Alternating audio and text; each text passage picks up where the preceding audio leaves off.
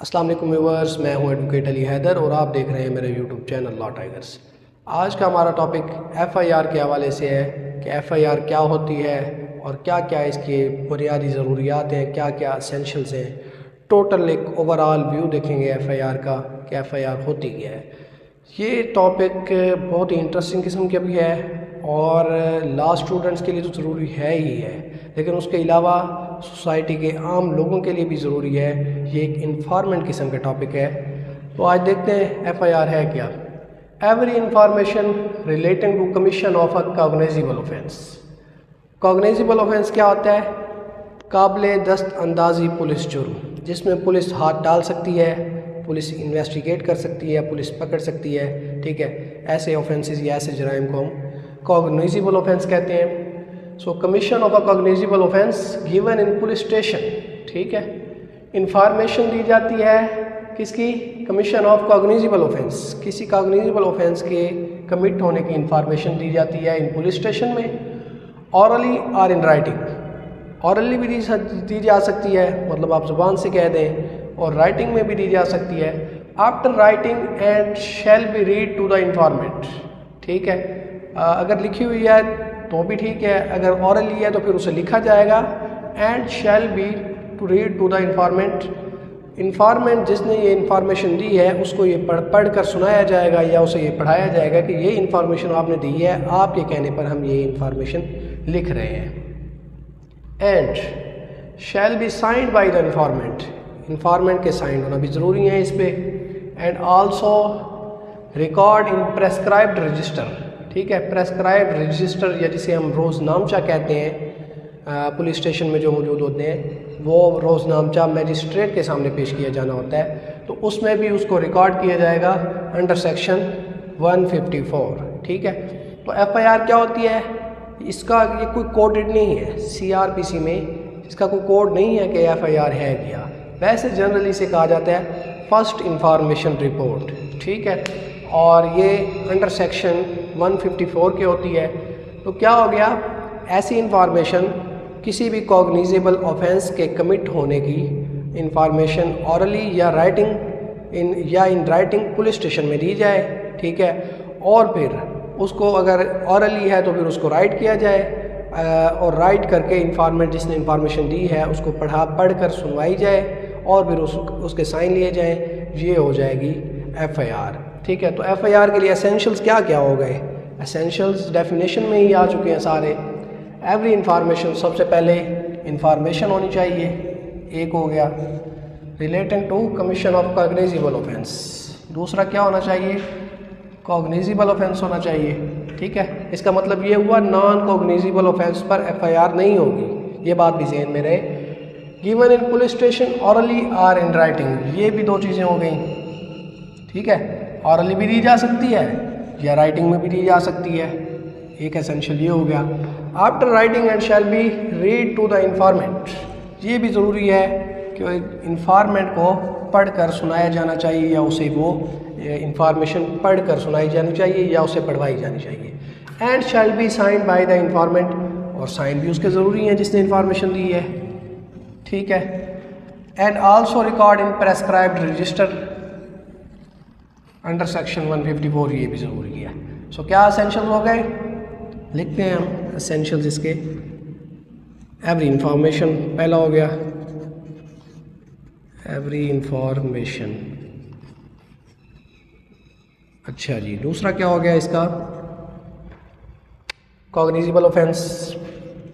ठीक है, cognizable offence से मुराद ये है कि नॉन कॉग्निजेबल ऑफेंस में एफआईआर नहीं हो सकती। कॉग्निजेबल ऑफेंस होना ज़रूरी है एफआईआर के लिए। तीसरी बात क्या है? ऑरली और इन राइटिंग। ठीक है, ज़बान से भी क्या कही जा सकती है और राइट कर के भी इंफॉर्मेशन दी जा सकती है। अच्छा जी, उसके बाद रीड टू द इंफॉर्मेंट।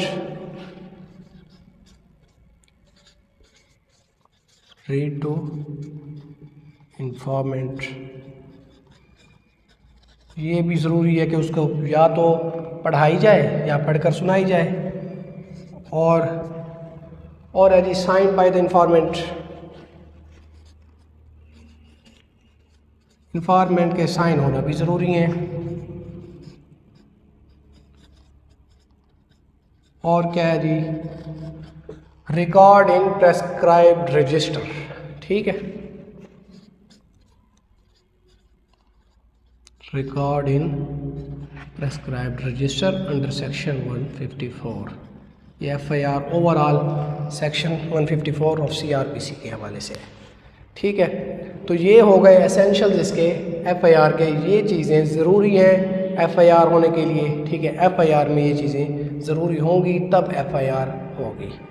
और अगर इसके बाद हम देखें कि कंटेंट क्या होता है इसका, मीन टू से जब हम FIR करवाते हैं, ये तो हो गए ना एसेंशियल्स इसके, इसको मिटा दूँ। कंटेंट अगर देखा जाए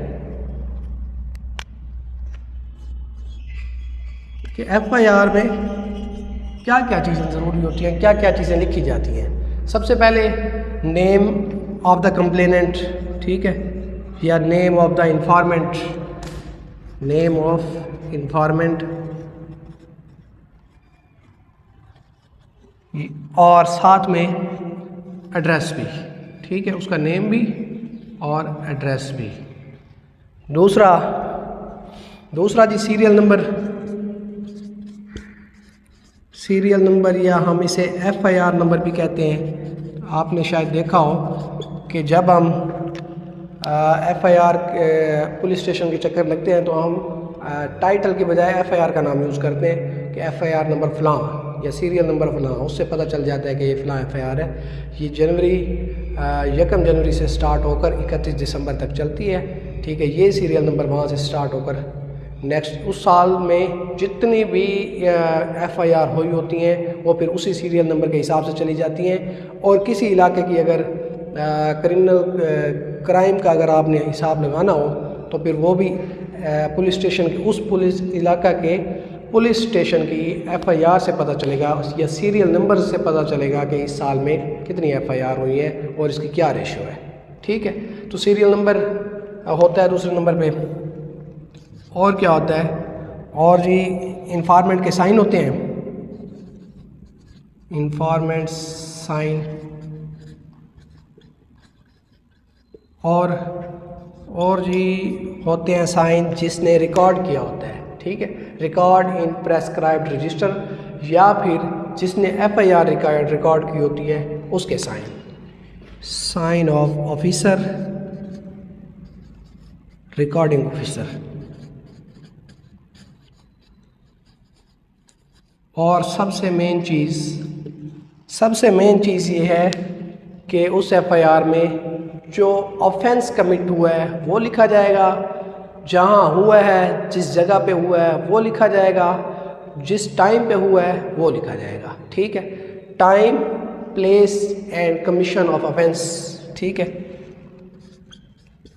ये इम्पोर्टेंट है, बहुत इम्पोर्टेंट। क्या है, ये सारे इम्पोर्टेंट है, सारे ही उसका कंटेंट है FIR में होते हैं। Time, place and commission of offence.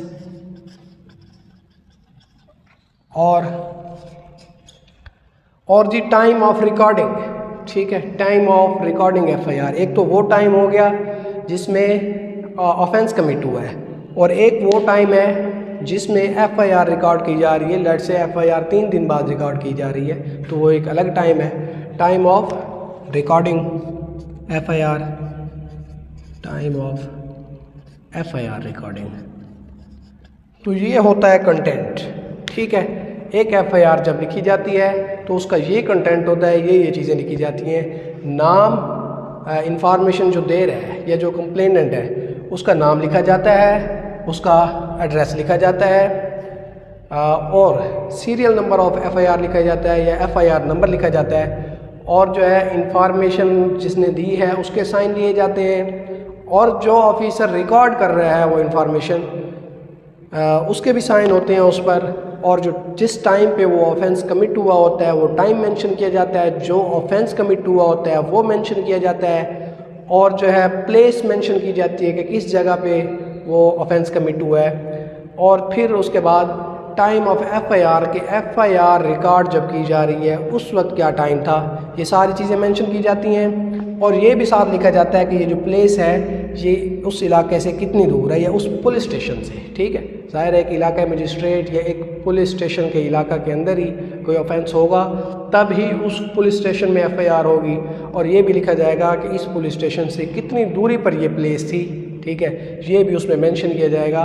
तो ये होता है कंटेंट ऑफ एफआईआर। एफआईआर में ये चीज़ें लिखी जाती हैं। अब बेसिक आउटलाइन पे जाएं, जो बुनियादी चीज़ें हैं एफआईआर के लिए। ठीक है, उसमें एक तो डेफिनेशन है FIR under section 154 of CrPC. ठीक है, तो वो तो हो गई ये डेफिनेशन, और उसका एसेंशियल्स भी हमने देख लिए कि every information relating to the commission of a cognizable offence given in police station orally or in writing after writing and shall be read to the informant and shall be signed by the informant and also record in prescribed register। ठीक है, तो ये FIR की definition भी हो गई, इसके essentials भी हो गए। और उसके बाद है पब्लिक डॉक्यूमेंट। ठीक है, ये मतलब कि एक आउटलाइन है कि एक पब्लिक डॉक्यूमेंट है। ठीक है, इसका जो केस लॉ लिखा हुआ है PLD 2007 कराची 415। ठीक है, ये इस केस लॉ के मुताबिक ये एफआईआर एक पब्लिक डॉक्यूमेंट है, इसे कोई भी हासिल कर सकता है। ठीक है, इस पर कोई मतलब पाबंदी नहीं है। कोई शख्स, कोई मुतलका है या गैर मुतलका है, कोई भी जाके उस एफआईआर की कापी ले सकता है, उस एफआईआर को देख सकता है, उस एफआईआर को पढ़ सकता है, पब्लिक में से कोई भी। ठीक है, इसका मतलब ये है, ये एक केस लॉ के मुताबिक it is a public document. ठीक है, तो हर बंदा पब्लिक में से कोई भी, किसी पर कोई पाबंदी नहीं, कोई भी एफआईआर किसी हवाले से भी मुतलका हो या ना हो, कोई भी इस एफआईआर को ले सकता है, कॉपी ले सकता है, पढ़ सकता है, देख सकता है। और ऑब्जेक्ट ऑफ एफआईआर अगर हम देखें, ऑब्जेक्ट ऑफ एफआईआर, इसका ऑब्जेक्ट क्या है? इसका बेसिक ऑब्जेक्ट सिर्फ़ और सिर्फ यही है कि यहाँ से जो क्रिमिनल जस्टिस सिस्टम है वो स्टार्ट किया जाता है, बस। ठीक है, इसका और कोई ऑब्जेक्ट नहीं है। कोई क्राइम हुआ है, कोई ऑफेंस कमिट हुआ है, ठीक है, उसकी आप फर्स्ट इंफॉर्मेशन रिपोर्ट आकर पुलिस थाने में दर्ज करवाते हैं। ठीक है, तो वहाँ से जो क्रिमिनल जस्टिस सिस्टम है वो शुरू हो जाता है, वो इंसाफ का जो सारा सिस्टम है वहाँ से शुरू होगा जस्ट, बस। ना तो जो एफआईआर में लिखा गया है ना उसे सच माना जाएगा, ना उसे झूठ माना जाएगा। हो सकता है वो झूठ भी हो सकता है वो सच भी हो, वो कुछ भी हो सकता है। ये किसी ऑब्जेक्ट सिर्फ ये है कि वहाँ से स्टार्ट होगा, इन्वेस्टिगेशन होगी, इंक्वायरीज होगी, ठीक है, वहाँ से केस स्टार्ट हो जाएगा। तो ऑब्जेक्ट ऑफ द एफआईआर क्या हो गया?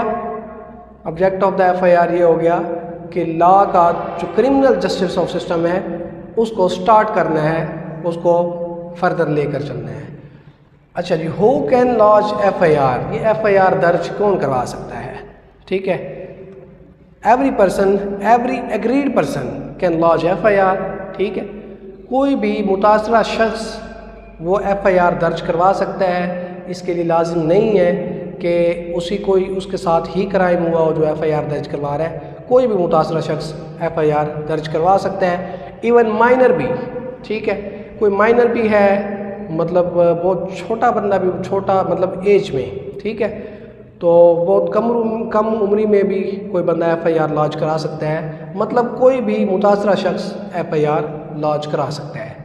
सेकंड एफआईआर के साथ केस लॉ भी लिखा हुआ है, सुगरा बीबी वर्सेस स्टेट। सुगरा बीबी भी है ना साथ, सुगरा बीबी वर्सेस स्टेट। ठीक है, सुगरा बीबी वर्सेस स्टेट ये केस लॉ है। 2018 में सुप्रीम कोर्ट में एक बेंच बैठा था, ठीक है, जस्टिस आसिफ सईद खोसा साहब थे आई थिंक, तो उनकी रहनुमाई में एक बेंच बैठा था। तब ये डिसाइड किया गया था जो सेकंड एफआईआर है वो नहीं हो सकती। ठीक है, सेकंड एफआईआर का कोई वजूद नहीं है, सेकंड एफआईआर हो ही नहीं सकती। 2018 में ये सुप्रीम कोर्ट के बेंच ने डिसाइड किया था। उस केस का टाइटल सुगरा बीबी वर्सेस स्टेट है। ठीक है, उसके मुताबिक सेकंड एफआईआर नहीं हो सकती। एफआईआर जो एक बार हो गई बस ख़त्म।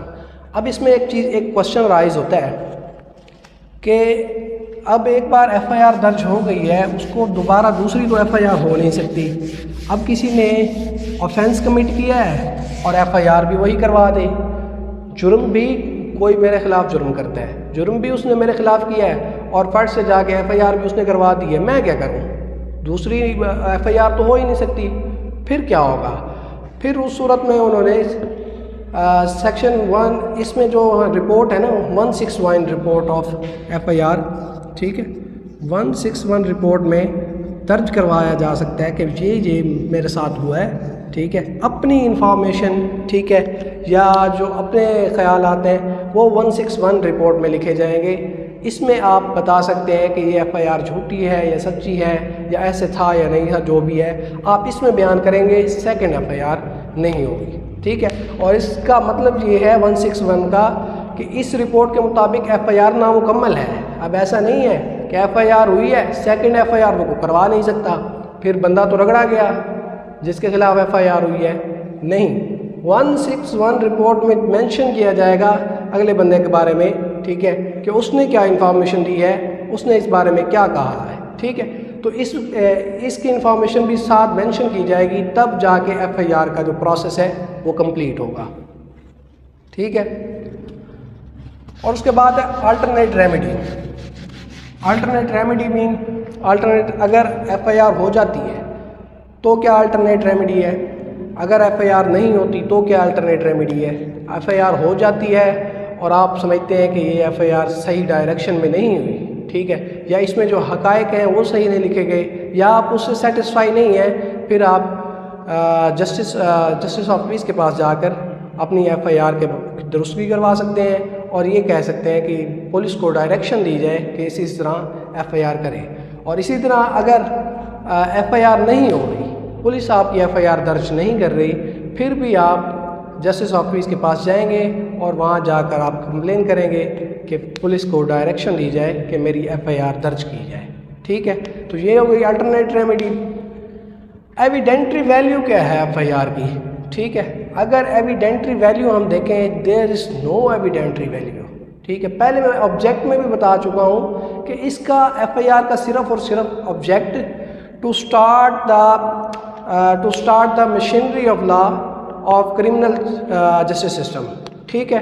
क्रिमिनल जस्टिस सिस्टम की मशीनरी को स्टार्ट करना है, क्रिमिनल जस्टिस सिस्टम को स्टार्ट करना है, फर्दर उस केस को लेके चलना है, इसका सिर्फ यही ऑब्जेक्ट है। तो एविडेंट्री वैल्यू तो ना हुई, ठीक है। एफआईआर में जो चीज़ लिखी हुई है वो ना सच मानी जाती है ना झूठ मानी जाती है।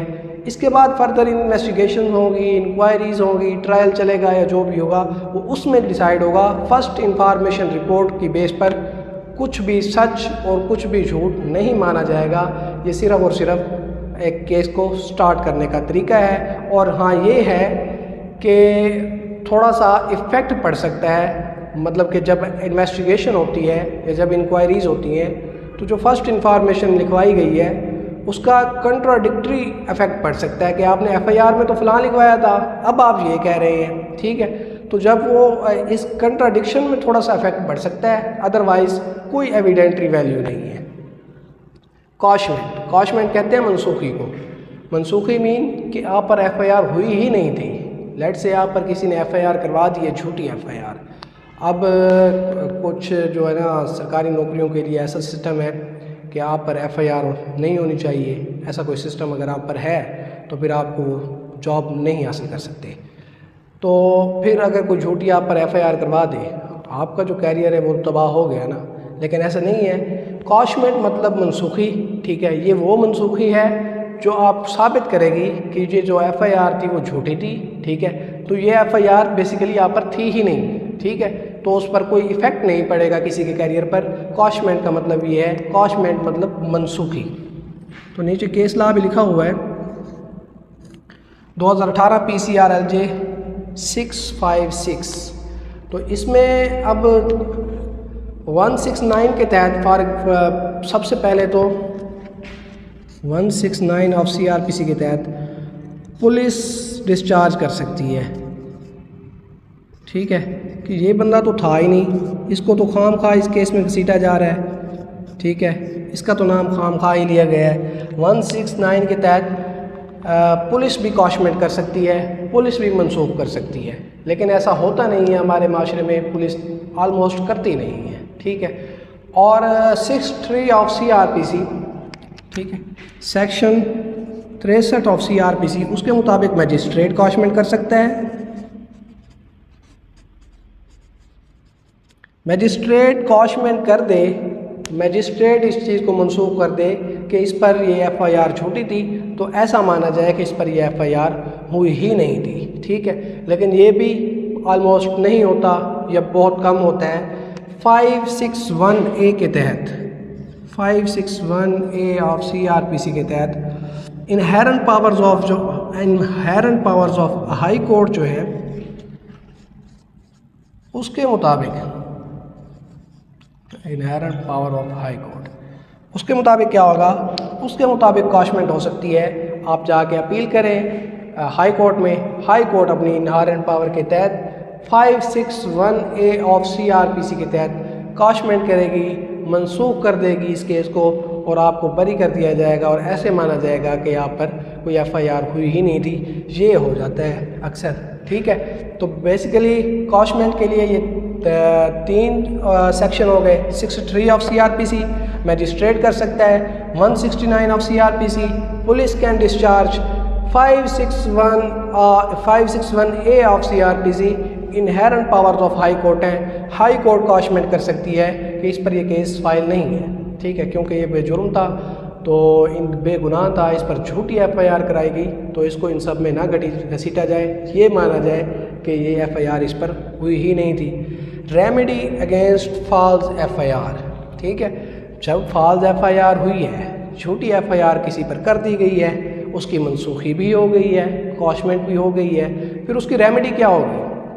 फिर उसकी रेमेडी में 182 लिखा हुआ है साथ, 182 एंड 211 ऑफ CRPC के तहत दोबारा पर्चा करवाया जा सकता है अगेंस्ट पार्टी पर, ठीक है। जिसने आप पर झूठी FIR करवाई थी उस पार्टी पर आप दोबारा पर्चा करवा दें कि मैं बेजुर्म था, बेगुनाह था और मुझे खामखा इस केस में घसीटा गया, फिर कॉशमेंट भी हो गई, मनसूखी भी हो गई, ठीक है। तो ऐसे सिलसिले में मुझे रेमेडी मिलनी चाहिए, तो फिर आप 182 एंड 211 ऑफ CRPC के तहत केस फाइल कर सकते हैं और रेमेडी ले सकते हैं।